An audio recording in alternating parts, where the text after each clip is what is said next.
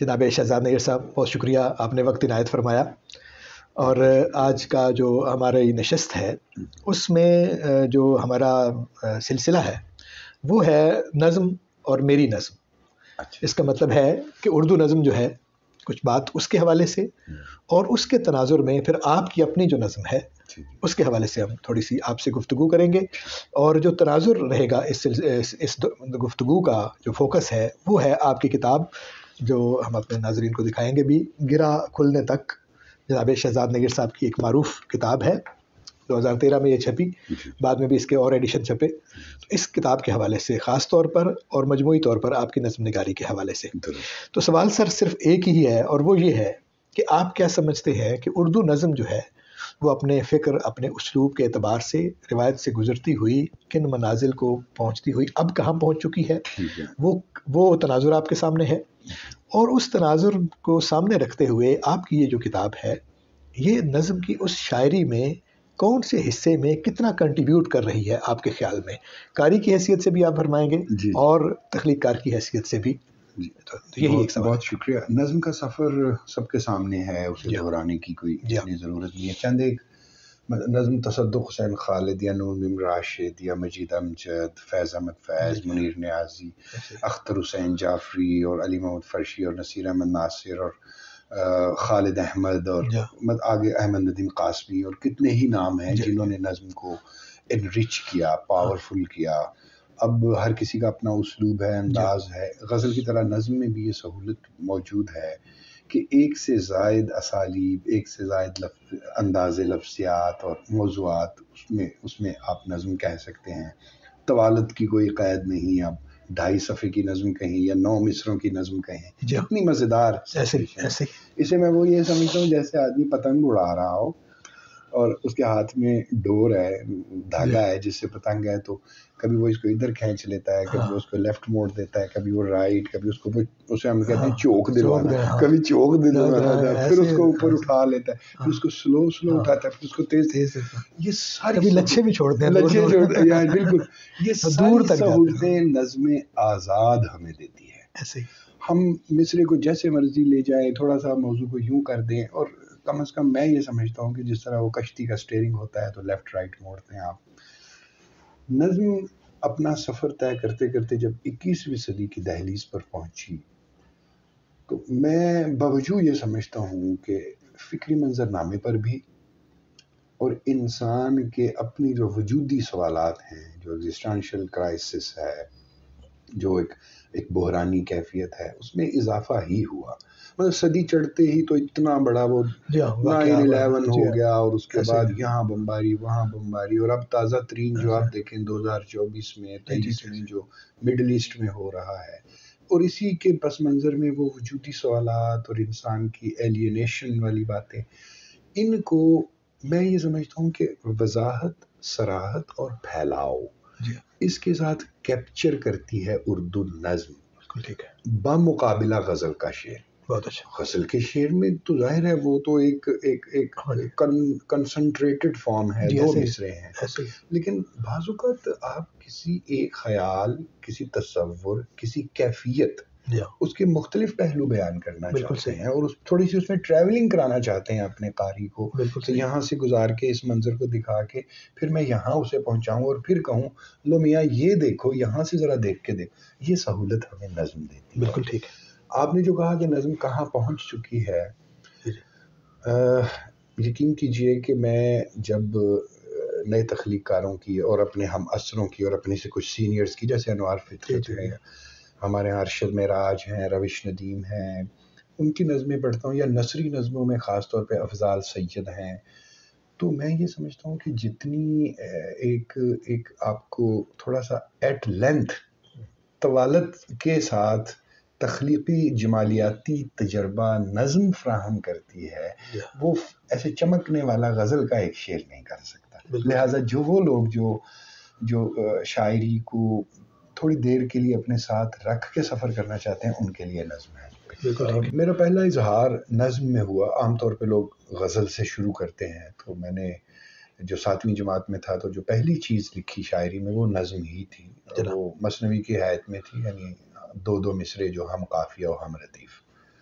بعد میں میرے مطالعے میں بہت سارے نظم نگار آئے، لیکن جنہوں نے مجھے زیادہ اٹریکٹ کیا وہ ترقی پسند روایت کے ساتھ جڑے ہوئے نظم نگار، کیفی اعظمی، مجروح سلطان پوری، ساحر لدھیانوی، فیض احمد فیض، احمد ندیم قاسمی. ایسے کالج کے زمانے میں سب انہیں کو پڑھتے ہیں، ظاہر اچھے بھی لگتے ہیں. مجھے بھی یہ طریقہ زیادہ اچھا لگا کہ ٹھیک ہے تخیل بہت اہم ہے اور اس کی بے پناہ اہمیت ہے، لیکن خلا در خلا در خلا خیالات کی بجائے نظم جو ہے اسے کہیں زمین کے ساتھ اپنی جڑت، انسان کے ساتھ اپنی جڑت ضرور دکھانی چاہیے. بالکل صحیح. اب دیکھیے کئی تنقیدی تھیوریاں ہیں، structuralism, post structuralism, modernism, post modernism, D construction theory, اور جتنی بھی ہم تو ایک نظم میں نے لکھی، اس کا عنوان ہی ساختیات رکھا، یعنی اسٹرکچرلزم. اس کتاب میں وہ پیش لفظ کے طور پہ شامل ہے. جی اس کتاب میں پیش لفظ کے طور پہ شامل ہے. میں اس کی چند لائنیں پڑھنا چاہوں گا کہ کس طریقے سے جو لینگویج ہے وہ ہمیں ہماری نظم نگاری اور ہماری تخلیقی سیلف کے اظہار میں بعض اوقات بطور ایک رکاوٹ کے بھی کھڑی ہو جاتی ہے. بہت اچھا. ساختیات. سخت ابجد کی نوکوں نے گھائل کیا، بے لچک شکل آواز یکسر اٹل، اولیں لوح کی آمرانہ کتابت سے نکلی ہوئی جبر تختی. سبحان اللہ. جبر تختی کے سب حرف اوروں کے لفظوں میں جڑتے رہے جن کو ہل ہل کے میں یاد کرتا. کیا بات ہے، کیا بات. لفظ میرے شکاری قبیلے سے ہٹ کر کوئی لفظ سنتے جھپٹتے، میری خلق کرنے کی طاقت کچلتے. کیا بات ہے. مجھے سننے والوں کے بھی دانت باہر نکلتے. کسی نے نہ پوچھا میں کس لفظ سے کیا بنانے، کسی چیز کو کیا بلانے کی چاہت میں گھلتا. کیا بات ہے، کیا بات ہے. کس کو خبر ہے کہاں کیا سجاتا، کسے کیا بلاتا، زمیں کا فلک نام رکھتا. کیا بات ہے. زمین کا فلک نام زمین کا فلک نام رکھتا، فلک چیر کر سبز روٹی اگاتا، بڑے فخر سے پاؤں رکھتا فلک پر. کیا بات ہے. سبھی نام مرضی سے رکھتا، گناہ کو نگاہ سے ہٹاتا. کیا بات ہے.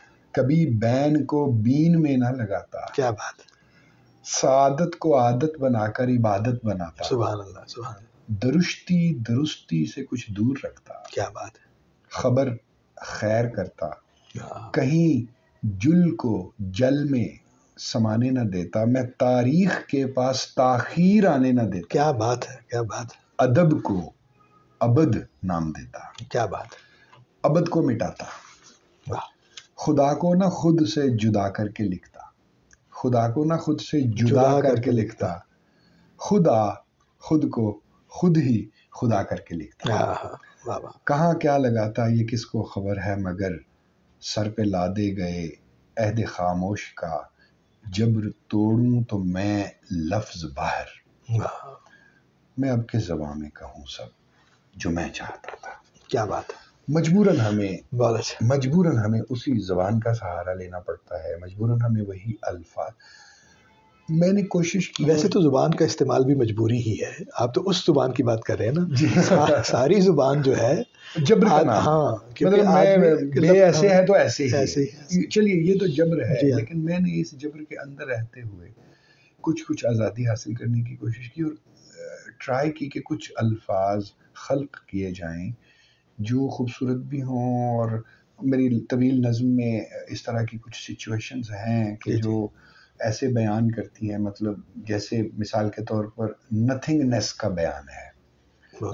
نتھنگنیس جب کچھ ہے ہی نہیں تو اسے آپ کیسے بیان کریں گے؟ تو اب اس کے لیے لا شیئی ایسا لفظ ایجاد کرنا پڑا، یا اور بھی بے شمار چیزیں. تو زبان کی جو آمریت ہے وہ تو ہر تخلیق کار کو سہنی پڑتی ہے، حتیٰ کہ حالات کی آمریت اور جبر بھی سہنا پڑتا ہے.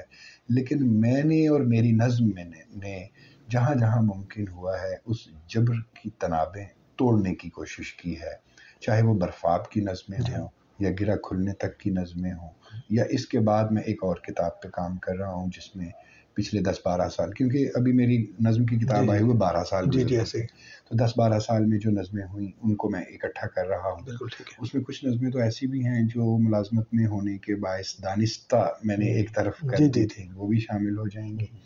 اور ذاتی طور پر میں یہ سمجھتا ہوں کہ جو نظم چونکا دے، جو اسلوب، زبان اور موسیقیت، آہنگ کو میں بہت اہمیت دیتا ہوں نظم میں.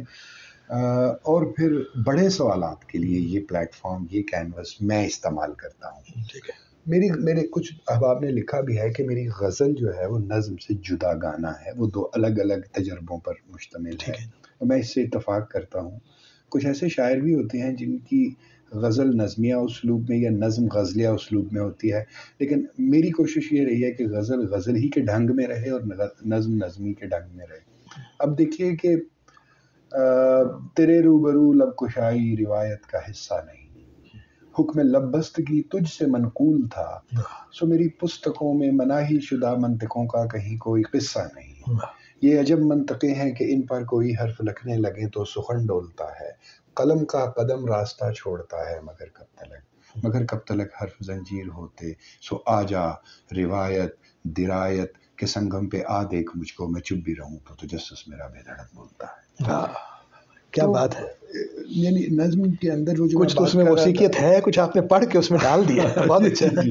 اس طرح ہے. تو نظم کو اب آخری بات میں یہ کہنا چاہوں گا اس سوال کے جواب میں، پھر آپ جو بھی فرمائیں، کہ کچھ عرصے سے میں دیکھ رہا ہوں، ہاں غزل چھائی ہوئی ہے اور غزل کو چھانا بھی چاہیے، خوبصورت صنف ہے.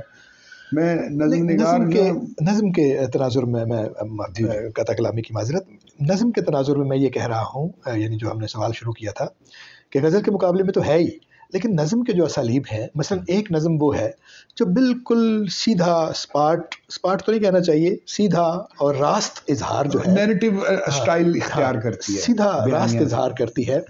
ایک نظم ایسی ہے جس کی حدیں صحافتی جو بیانیہ ہے اس کے ساتھ جا ملتی ہیں. ایک نظم وہ ہے جو جیسے آپ نے کہا کہ اپنی روایت کو ساتھ لے کر اور اس میں اپنے موسیقیت کا جو اور آہنگ کا اور اس کو لے کے چلتی ہے. ایک نظم وہ ہے جس کی ایک لیئر ابہام کے ساتھ جا کر ملتی ہے. ایک نظم وہ ہے جو کولاج کی شکل میں اشاروں میں بات کر رہی ہے. تو یہ سارے اسالیب موجود ہیں. تو آپ اپنی جو انسلاک ہے یا اپنی قربت جو ہے وہ اس نظم کے ساتھ محسوس کرتے ہیں جو تہذیبی روایت کے ساتھ آ رہی ہے، اور اس میں آہنگ کو ایک بنیادی اہمیت جو ہے وہ آزاد نظم جو ہے نا، آزاد نظم میں ذاتی طور پہ آہنگ کو بہت اہمیت دیتا ہوں. ساتھ ہی ابلاغ کو بھی، آہنگ بھی اور ابلاغ بھی. جی ابلاغ اور آہنگ دونوں چیزیں. بعض نظمیں جس طرح آپ نے فرمایا کہ جو اکہر اظہار پر مشتمل ہوتی ہیں یا صحافیانہ طرز اظہار کے قریب چلی جاتی ہیں، باوجود میں سمجھتا ہوں کہ وہ اعلیٰ درجے کی نظمیں نہیں ہیں. ٹھیک ہے. نظم جو ہے وہ ایسی ہو جس میں تہ تر تہ معانی بھی ہوں اور الفاظ اپنی بہترین بنت کے ساتھ. اور میں نا مصرع کاٹنے کو بہت زیادہ اہمیت دیتا ہوں کہ آزاد نظم ہے، آپ کے پاس اختیار ہے آپ کس لفظ پہ ختم کریں اور اس کو رن آن لائن میں آگے چلائیں. کہ آپ ایک خیاط درزی ہے، ایک خیاط جس طریقے سے کپڑے کی قطر بند کرتا ہے، تراش کرتا ہے، آپ نے کس جگہ پر نظم کا مصرع کاٹنا ہے، ختم کرنا ہے اور آگے نیا مصرع، یہ بھی بڑی اہمیت ہے. اور یہ وہ تمام چیزیں ہیں جو نظم کے تاثر کو خضوع کرتی ہیں، اس میں بیان کیے گئے خیال کی تاثیر بڑھاتی ہیں اور پڑھنے والے کو ایک ایسے جمالیاتی حظ سے آشنا کرتی ہیں جو کھلا حظ ہے. غزل کا ایک اپنا حظ ہے، لطف ہے. میں غزل کے خلاف نہیں ہوں. غزل میں یہ ہے کہ ایک لفظ متعین سے ایک بحر نے شروع ہونا ہے اور ایک خاص آگے ختم ہو. بھائی یہاں یہ نہیں ہے. مثلا کچھ میرے دوست ہیں وہ آزاد نظم کے بارے میں پوچھتے ہیں تو میں کہتا ہوں زندگی یاد کر ہم وہی ہیں تیری مرمری پور سے جو کھنکتی ہوئی خاک کی لوح پر ایسی کچی سیاہی سے لکھے گئے آپ مٹتے گئے. اس پہ ہونے کا کچا گھڑا ہر گھڑی سر پہ گلتا ہوا، درد رستہ ہوا، دل برستا ہوا، زندگی یاد کر. یہ وہ چیز ہے جو آپ کو ایک الگ طرح کا جمالیاتی تجربہ دے. لیکن یہ کھلا پن جو ہے وہ نثری نظم تو اس سے زیادہ ذرا دے رہی ہے، تو اس کی طرف کیوں نہیں جاتے؟ یا اس کو آپ کیا سمجھتے ہیں؟ میں نے نثری نظمیں لکھی ہیں اور شائع بھی ہوئی ہیں، اور آنے والی کتاب میں اچھی خاصی تعداد میں نثری نظمیں بھی شامل ہوں گی، لیکن نثری آہنگ کبھی بھی شعری آہنگ جیسا نہیں ہو سکتا۔ شعری آہنگ کیا جدا ہے، نثری آہنگ کیا نثر میں بھی آہنگ ہوتا ہے؟ ہاں، یہ میرا ایک سوال ہے، اس پر کبھی پھر آپ سے بات کریں گے۔ آپ پڑھیں عہد نامہ قدیم کا باب ایوب، آپ پڑھیں خروج، اچھا آپ ابو الکلام آزاد کی نثر پڑھیں، آپ کو ضرور آہنگ محسوس ہوگا۔ غالب کے بعد آہنگ سے میری مراد ہے فلو، نہیں آپ کی مراد جو بھی ہو، دیکھیں نا، آہنگ کے بارے میں آپ یہ تو نہیں کہہ سکتے کہ میری مراد اس سے یہ ہے۔ جی ٹھیک ہے، آہنگ کی مراد وہی ہوگی جو آہنگ کا مطلب ہے۔ آہنگ جو ہے اس کا تعلق صوت کے ساتھ ہے، اور صوت کے تکرار کے ساتھ ہے، جس سے موسیقی پیدا ہوتی ہے، جی ایسی نا، اور ایک جیسے وقفوں کے ساتھ پیدا ہوتی ہے، جو ایک جیسے وقفوں سے مجھے اختلاف ہے، لیکن سجا آپ دیکھیں نا، مطلب مسجع نثر تھی، ٹھیک ہے نا، سجا کا مطلب یہی ہے کہ آپ ایک آواز آئے گی تھوڑی دیر کے بعد، ٹھیک ہے، کہ جب ہم گھر سے روانہ ہوئے، گھر میں کس سے کیا کیا نہ ہوئے، ٹھیک ہے، یہ چلتے رہے۔ اسی طرح قرآن کا جو قرآن کا سارا بیان جو ہے، آپ دیکھیں کہ تھوڑی تھوڑی دیر کے بعد قافیہ نہیں ہے، لیکن ایک جیسی آوازیں جو ہیں ان کی تکرار ہے، وہ ٹھیک ہے، وہ اپنی جگہ پر ہے۔ کیا نثری نظم میں اس طرح کا آہنگ ہوتا ہے؟ نہیں ہوتا۔ اس کا مطلب ہے کہ نثر کے اس آہنگ کو بھی ایک اور جگہ پہ ہم رکھتے ہیں۔ جیسا میں نے یہ جملہ کہا کہ جو شعری آہنگ ہے اس کے قریب نہیں آ سکتا۔ دیکھیں، جب میں نے آپ سے ایک گزارش کی نا کہ نثر میں آہنگ ہوتا ہے، تو آپ نے جن چیزوں کی مثالیں دی ہیں، نثری نظم میں ان جیسا آہنگ نہیں ہے۔ بعض نثری نظموں میں ایکسیپشنز کی بات نہیں کر رہے ہیں، نثری نظم کا جو مطلب فارم ہے اس کا یہ تقاضا نہیں ہے۔ مسجع نثر کا یہ تقاضا ہے کہ اس کے اندر کچھ ایسا ہو، مکفہ مسجع نثر جو ہے، اور وہ بھی اس کو شاعری کے قریب لے جاتی ہے، یعنی وہ شاعرانہ نثر ہے، کہا جاتا ہے ایسی شاعرانہ نثر اسے کہا جاتا ہے۔ تو آپ نثری شاعری جب کہہ رہے ہیں تو ایسی بھی کوئی شاعری ہوتی ہے؟ نثری شاعری بہت اس پر مباحث ہوئے، اور میرے بھی نظر سے گزرے، آپ کی بھی نظر سے گزرے، اور بہت سال کے بعد میں یہ سمجھتا ہوں کہ ہاں، آپ جو پروز پوئٹری جسے کہتے ہیں، نثری نظم کہیں اسے، اس میں شعری فلو، چلیے میں آہنگ کے لفظ کو ڈراپ کر کے اس کی روانی کا لفظ، نہ صرف یہ کہ اس کے آپ اسے نثری فلو کیوں نہیں کہتے؟ اس لیے کہ نثر کا وہ فلو جو شاعری سے، مطلب دوسری صورت پھر شاعری ہے نا، کہ اس کے اندر نثر میں آپ شاعری کر رہے ہیں، وسائل شعری سارے کے سارے استعمال کر رہے ہیں، پلس فلو۔ وسائل شعری تو نثر میں بھی استعمال ہوتے ہیں، جیسے شاعرانہ نثر آپ کہہ رہے ہیں، شاعرانہ نہ بھی ہو، مثلا آپ تشبیہ استعمال کریں تو یہ تو کلام کے وسائل ہیں۔ شعر کا وسیلہ جو ہے، مثال کے طور پہ آپ تشبیہ کہیں، آپ استعارہ کہیں، آپ مجاز مرسل کہیں، آپ علامت کہیں، وہ نثر میں بھی استعمال ہوتے ہیں۔ یہ ساری نثر کی خصوصیات بھی ہیں۔ محمد حسین آزاد کی نثر ہمارے پاس موجود ہے، ساری استعاراتی ہے، تمثیلی نثر ہم نے دیکھی ہوئی، تو یہ تو نثر کی خصوصیات بھی ہیں، یہ کلام کی خصوصیات ہے، یہ شاعری کی نہیں ہے۔ شاعری کی تو صرف ایک خصوصیت ہے، اور وہ ہے عروضی وزن، ٹھیک ہے، جو ہماری روایت ہے، اس میں بات بڑی دلچسپ ہے۔ تو اس پہ کسی وقت سوال رکھیں گے، ہم کسی وقت ضرور گفتگو کریں گے، صرف اس وقت میں فی القدر اتنا ہی فی الحال، چونکہ آپ کی نظم کے بارے میں آج کی بات ہے، اس کا مطلب آپ نے نثری شاعری بھی کی، اور وہ نثری نظمیں آپ کی اگلی کتاب میں آنے والی ہے، اور میں اس کا قائل بھی ہوں، لیکن اس پر ظاہر ہے سوالات اٹھتے رہے جیسا آپ اٹھا رہے ہیں، اور اس کے اوپر تبادلہ خیال بہت طویل ہوتا رہا، اور اس کی تخلیقی جواز کے اوپر بھی ہر دو طرح کی آراء موجود ہیں، اور اس پر ہم کسی وقت بات کر سکتے ہیں، لیکن میری اس کتاب میں ساری آزاد نظمیں ہیں اور کچھ پابند نظمیں ہیں۔ ٹھیک ہے، تو آپ کیا سمجھتے ہیں کہ ایک نقطہ ایسا بتائیے جو آپ کے خیال میں، جیسے ہوتا ہے نا، دیکھیں آپ بنانے کی کوشش کرتے ہیں نا، جب مثلا آپ اپنا گھر بناتے ہیں، آپ اپنی کوئی شے تیار کر، آپ کوئی کھانے کی چیز کوئی بندہ تیار کرتا ہے، تو وہ دوسروں کو بتاتا ہے کہ اس میں یہ والا جو ایلیمنٹ ہے، یہ وہ خاص ہے جو میں نے بنایا ہے، اور دوسروں کے مقابلے میں آپ اس کو ذرا ٹیسٹ کر کے دیکھیں، اور یہ ٹھیک ہے۔ تو آپ ایک بات ہمیں ایسی بتائیے کہ جو آپ کے اپنے خیال میں آپ کی نظموں کو پڑھنے کی کلید ہے، کہ یہ چیز آپ دیکھیے کہ یہ جو میں نے بنانے کی کوشش کی ہے یہ کیسا ہے، اسلوبی سطح پر، فنی سطح پر، فکر کی بنیاد پر۔ بعض نظموں میں الگ الگ بھی چیزیں ہیں، اگر ہولسم میں بات کریں تو مجھے یہ لگتا ہے کہ میں نے جو بھی نظم کہی وہ ایک اپنے الگ رنگ اور الگ ٹیکنیک میں، الگ سٹائل میں ہونے کی کوشش کی اس نے. یعنی آپ نے تنوع جو ہے، تنوع، اسلوبیاتی تنوع، اور بعض ایسے شعراء میری نظر سے گزرے، مطالعے سے گزرے، اور بڑے شعراء بھی اس عہد کے، انہوں نے مطلب آپ ایک نظم پڑھ لیں، 4 پڑھ لیں، یا 20 پڑھ لیں، یا 19 پڑھ لیں، ایک ہی ڈھنگ کی چلتی ہے، ایک ڈھنگ اپنایا، اس میں یکسانیت سی آتی ہے. تو ایک تو یہ نکتہ ہے. بالکل صحیح. دوسرا میرے خیال میں جو میں نے 2 طویل نظمیں لکھی، ایک کا نام خاک ہے اور ایک کا نوحہ گر ہے. نوحہ گر اس کتاب میں شامل ہے. اس میں نے یہ کوشش کی کہ طویل نظم کو بھی ایک جو ایک اکائی کے اندر پیرونے کا عمل ہے، اس میں ریزہ کاری نہ ہو، اس میں کمپارٹمنٹیشن نہ ہو، بالکل ٹھیک، بلکہ ایک روانی کے ساتھ اس کی سکیم جو ہے وہ ایک نظم کی ہو. معاف کیجیے جی، ایک نظم کی سکیم ہو. اور اس کے اندر مجھے بہت موقع ملا، کیونکہ 4 5 سال لگے مجھے ایک نظم لکھنے میں. وہ جو طویل نظم ہے اس کے اندر مجھے بہت موقع ملا کہ جو بھی خدا نے مجھ میں کوئی کریٹیو ایبیلٹی ڈالی ہے اس کا کھل کے اور پوری توجہ مرتکز کر کے اس کا اظہار کروں. دوسرا جو میرے کچھ انسان، حیات، کائنات، فلسفے کے بارے میں کچھ خیالات اور سوالات ہیں، انہیں میں کھل کے اس میں ڈال سکوں.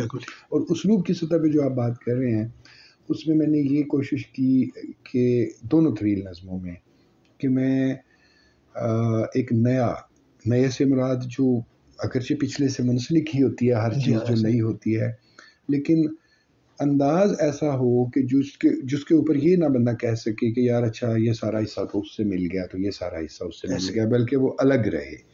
یہ میں نے اپنی نظم میں جو پچھلے 25-30 سال کا 35 سال کا حاصل ہے، اس میں نے یہ دیکھا کہ مثلا میں ایک چھوٹی سی مثال دینا چاہوں گا کہ ایک لیئر ہوتی ہے فاسلز کی. لیٹ سے وہ ایک جگہ پہ کھدائی ہوئی ہے تو وہاں پہ وہ 7 انچ کی ایک لیئر ہے، لیکن اس 7 انچ کی لیئر جو ہے وہ ہو سکتا ہے 2500 سال کا مواد اس کے اندر موجود ہو.